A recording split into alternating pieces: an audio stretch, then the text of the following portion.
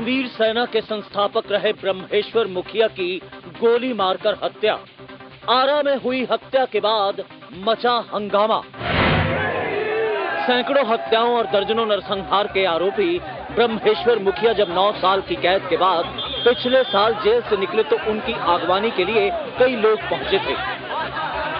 बाद में किसानों और मजदूरों को एकजुट कर अहिंसक आंदोलन चलाने का मुखिया जी ने दावा भी किया था। इसी बीच 6 गोलियों ने उनका काम तमाम कर दिया। आरा में अपने घर से वो टहलने के लिए निकले थे। 4 बजे सुबह का वक्त रहा होगा कि तभी कुछ लोगों ने उन पर गोलियां बरसा दी। मौके पर ही ब्रह्मेश्वर मुखिया ने दम तोड़ दिया। इस हाई प्रोफाइल हत्या पर पटना से लेकर दिल्ली तक हड़कंप मच गया। आरा में आगजनी और तोड़फोड़ का मंजर पसर गया। घर वालों ने सियासी रंजिश का आरोप लगाया तो पुलिस ने जांच के लिए डीआईजी की अगुवाई में एसआईटी का गठन भी कर दिया। पटना में शनिवार को ब्रह्मेश्वर मुखिया का अंतिम संस्कार होगा। इस पूरे मामले पर दिल्ली की भी नजर है। ब्रह्मेश्वर मुखिया के मर्डर पर महाभारत ही छिड़ गई। आरा से लेकर बक्सर तक बवाल ही बवाल मचता रहा।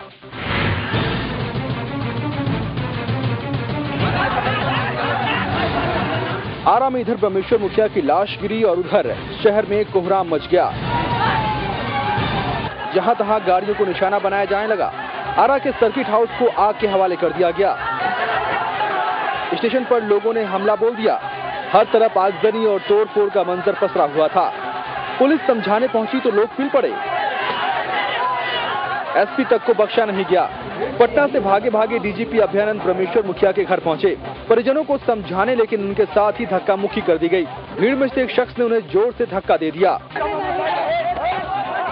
गुस्सा सिर्फ आरा तक ही सीमित नहीं रहा। बक्सर से लेकर पटना के पालीगंज तक बवाल बरपा रहा। ब्रह्मेश्वर मुखिया की हत्या किसने की, क्योंकि ये तो जांच का विषय है, लेकिन इस हत्या के साइड इफेक्ट का अंदेशा गहराने लगा है। ब्रह्मेश्वर मुखिया की हत्या ने सियासत गरमा दी है। विपक्ष कानून व्यवस्था को लेकर जा चढ़ा है तो सरकार बचाव में दिख रही है।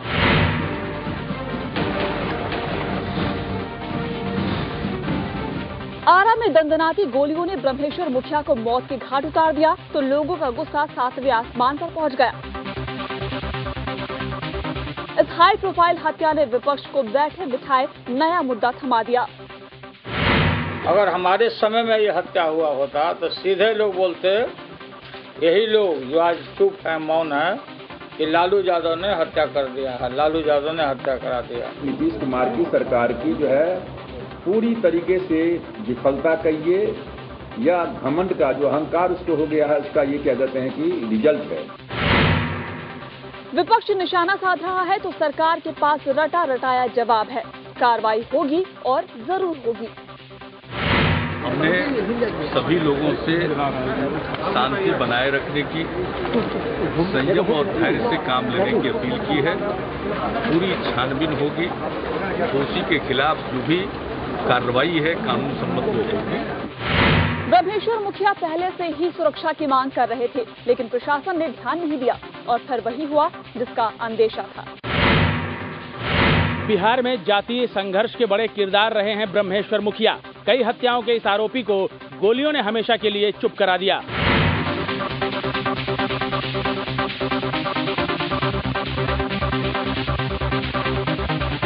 आरा में रणवीर सेना के संस्थापक ब्रह्मेश्वर सिंह उर्फ ब्रह्मेश्वर मुखिया की हत्या की खबर आग की तरह फैली और फिर तो गुस्से की आग ही भड़क उठी।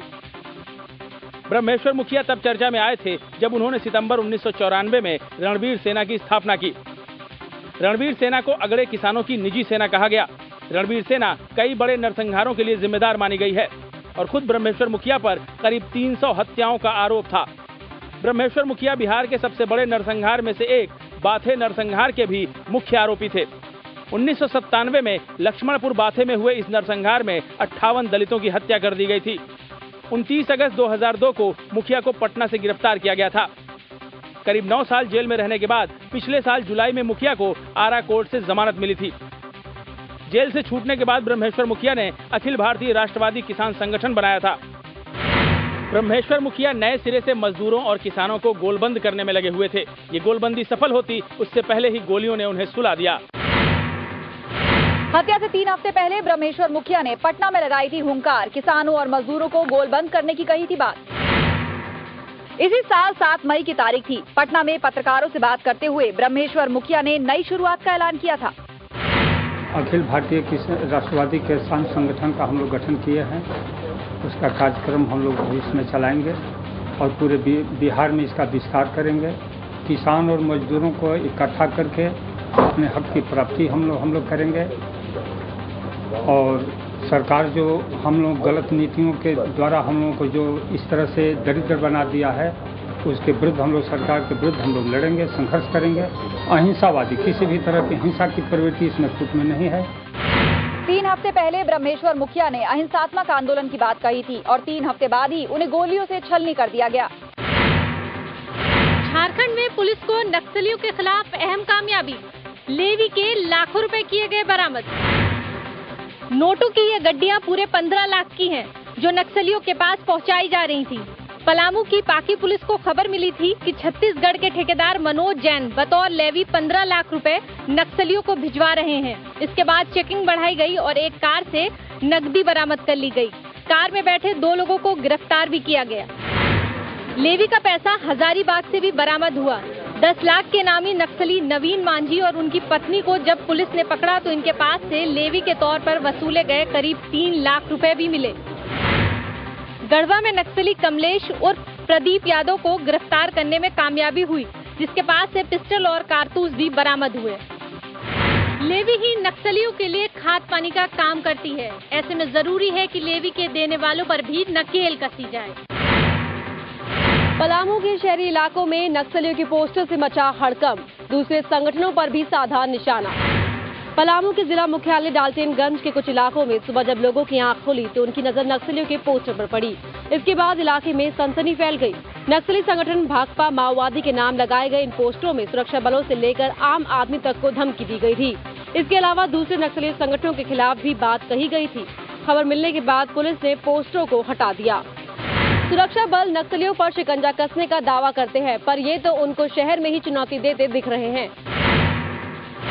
जहानाबाद में एक यज्ञ को लेकर उठा विवाद। तोड़फोड़ के विरोध में गुट ने घंटों लगाए रखा जाम।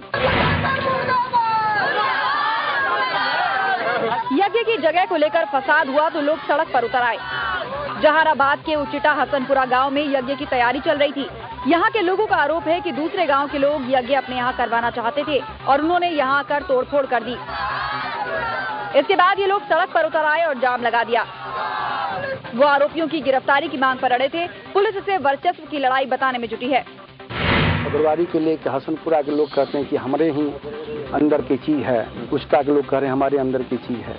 इसी की लड़ाई, वर्चस्व की लड़ाई चल रहा है। भगवान तो सबके हैं, फिर उनके नाम पर लड़ाई क्यों? लेकिन यहाँ तो लोग भगवान को भी बांटने में लगे हैं। महिलाओं ने पुलिस के खिलाफ खोला मोर्चा। गुंडागर्दी के खिलाफ थाने में जाकर खूब किया हंगामा। सरायकेला के आदित्यपुर इलाके के रामड़िया मोहल्ले के लोग बोरिया बिस्तर लेकर थाने पहुंच गए। बच्चे, बुजुर्ग, महिलाएं सभी थाने के बाहर ही चटाई बिछाकर पसर गए। एक साथ इतनी भीड़ देखकर पुलिस के भी होश उड़ गए। आधी नींद से जागकर थाना प्रभारी पहुंचे और लगे लोगों को हड़काने।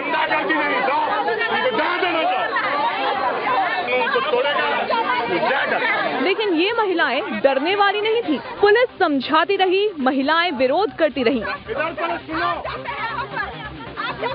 घंटों ऐसे ही आदित्यपुर थाने में हंगामा चलता रहा। दरअसल रतन लोहार नाम के एक अपराधी की करतूत से आजिज इन महिलाओं ने मोर्चा खोला तो उसके गुर्गे धमकाने लगे।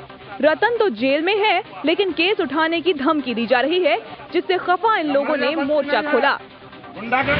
महिलाओं का कहना है कि पुलिस भी साथ नहीं दे रही। हालांकि बहुत समझाने बुझाने के बाद ही थाने से ये लोग हटे।